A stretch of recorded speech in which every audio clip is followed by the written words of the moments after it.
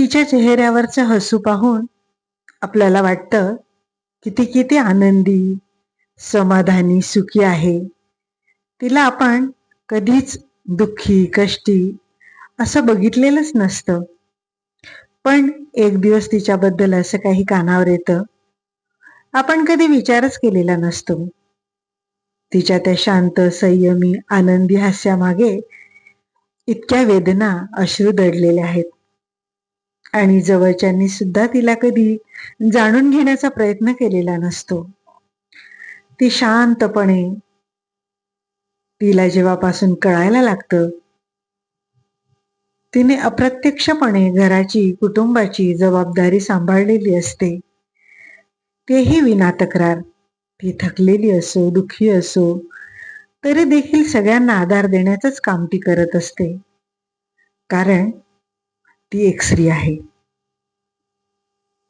आज माझ्या मनात पण हा विचार येऊन गेला. आपल्या आजूबाजूला अशा कितीतरी स्त्रिया आहेत, ओळखीच्या, नात्यातल्या, समाजातल्या, शिकलेल्या, गृहिणी, उच्चपदस्थ अधिकारी, कर्तृत्ववान, दोन्ही आघाड्या अविरतपणे सांभाळणाऱ्या, अशा झुंज देणाऱ्या, तिच्या न दिसणाऱ्या झुंजीची समाज तर जाऊ द्या, पण आपण एक स्त्री असून कधीतरी दखल घेतलीये का हो? नमस्कार. श्री स्वामी समर्थ. मी सुरेखा नरेंद्र. आजचं हे मनोगत त्या प्रत्येक स्त्रीसाठी जी रोज लढते, रोज तुटते, रोज सावरते आणि तरीही जगासमोर हसत उभी राहते. चला जाणून घेऊया त्या प्रत्येक स्त्रीची न दिसणारी झुंज. व्हिडिओ शेवटपर्यंत बघा, अर्धवट सोडू नका. आणि चॅनलवर जर अजून कोणी नवीन असतील तर चॅनलला सबस्क्राईब करा. आणि आत्ताची आपली यूट्यूबची 650 कुटुंबाची फॅमिली तयार झालेली आहे. तर सगळ्यांचे, या यूट्यूब फॅमिलीचे मनापासून धन्यवाद. चला मित्रमैत्रिणींनो, आज मी ज्या विषयावर बोलणार आहे तो विषय प्रत्येक स्त्रीच्या मनाला स्पर्श करून जाणार आहे. कारण स्त्रीच्या आयुष्यातील अनेक प्रसंग, संघर्ष असे असतात जे जगाला कधीच दिसत नाही.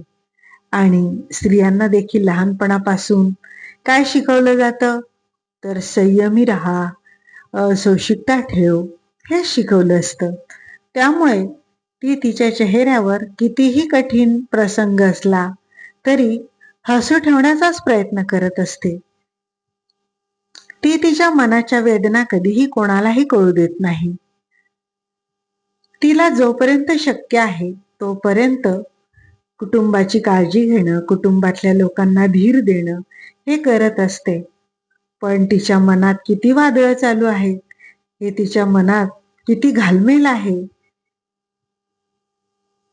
आता परिस्थिती तिच्या सहनशीलतेच्या पलीकडे गेली आहे. ही वेदना फार कमी लोकांना माहीत असते.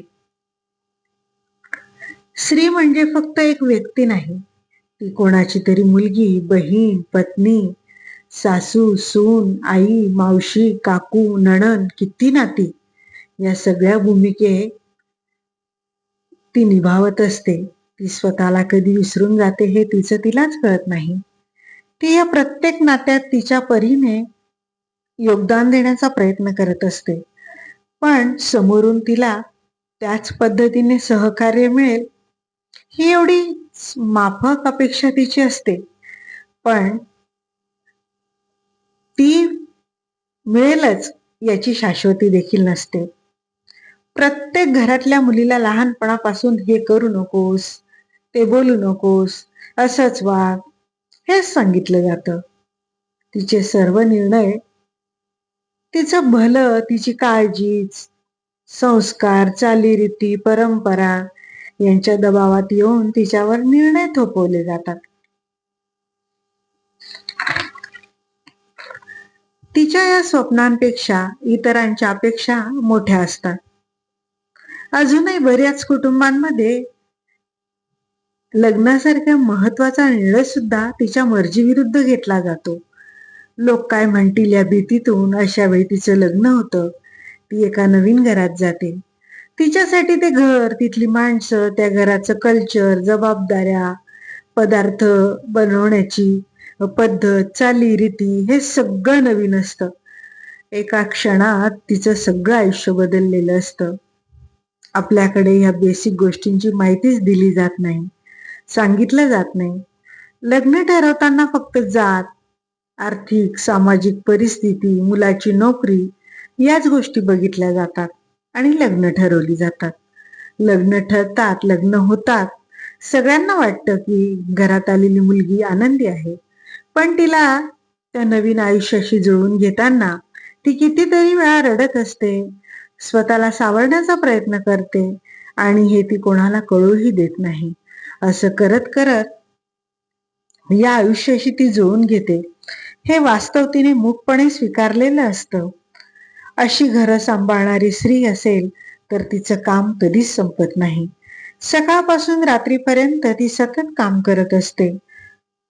पण दुःख इतकंच आहे, समाज काय, घरातले देखील अनेकदा तिच्या कामाला काम म्हणून समजतच नाही. तिने मेहनतीने घराला घर पण दिलेलं असतं. तिच्या इच्छा, आकांक्षा, स्वप्न, छंद बाजूला ठेवलेले असतात. घर स्वच्छ करणं, घरातल्या लोकांच्या आवडीनिवडी जपणं, वेळेवर जेवण बनवणं, सगळ्यांच्या वेळा पाळणं, दुखणं, खुपणं, त्यांना काय हवं नको या गरजा ओळखणं, एवढं सगळं करूनही घरातला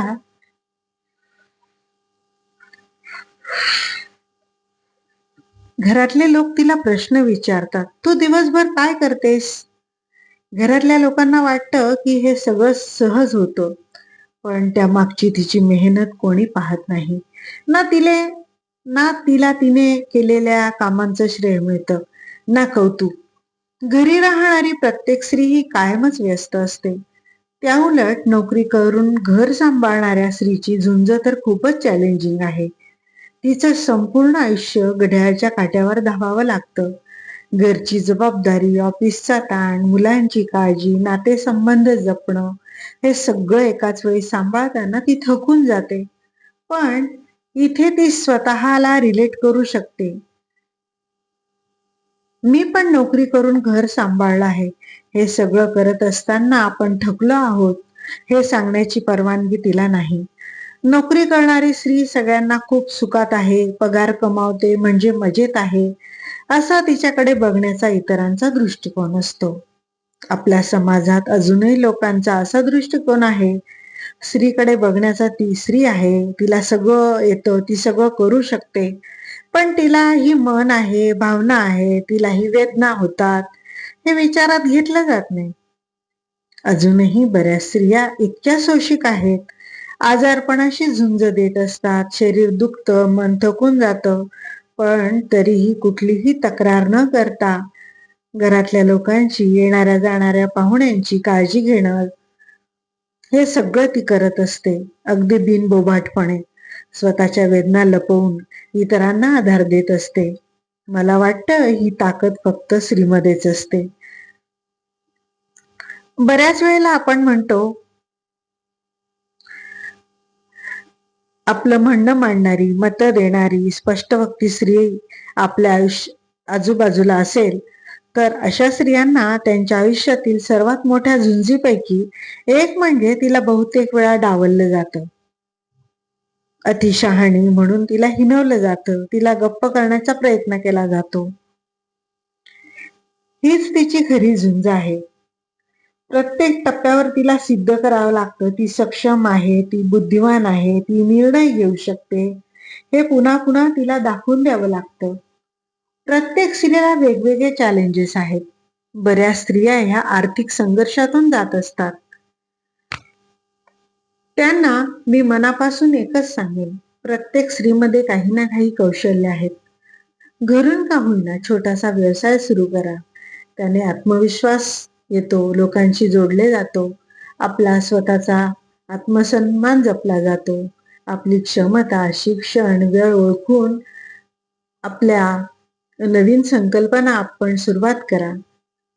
काही स्त्रियांना भावनिक संघर्षातून जावं लागतं. बऱ्याच वेळेला अशा स्त्रियांचं मानसिक खच्चीकरण होतं. घरातल्या लोकांची मतभेद होतात, कटकटी होतात, भांडणं असतात. कधी-कधी नवराच अ, अशा स्वभावाचा असतो.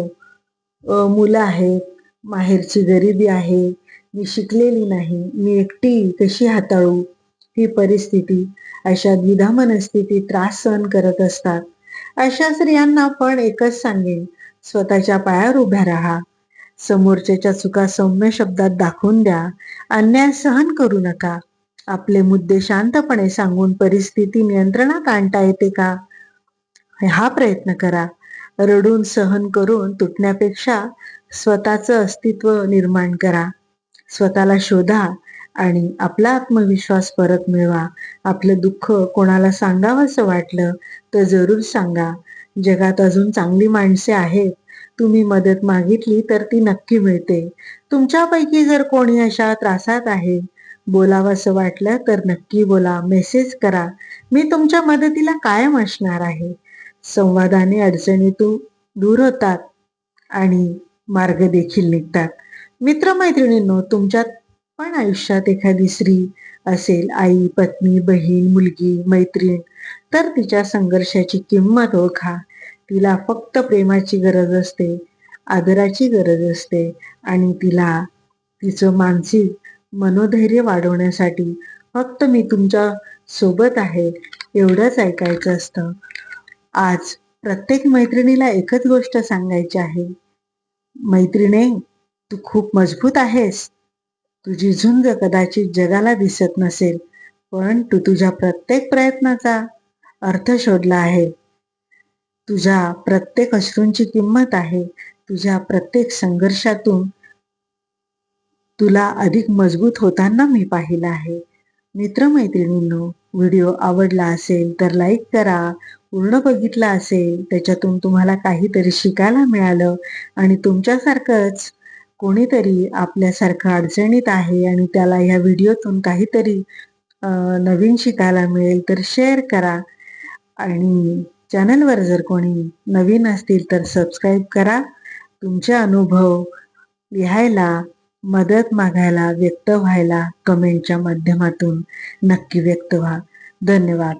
श्री स्वामी समर्थ. पुन्हा भेटूया नवीन विषयासह.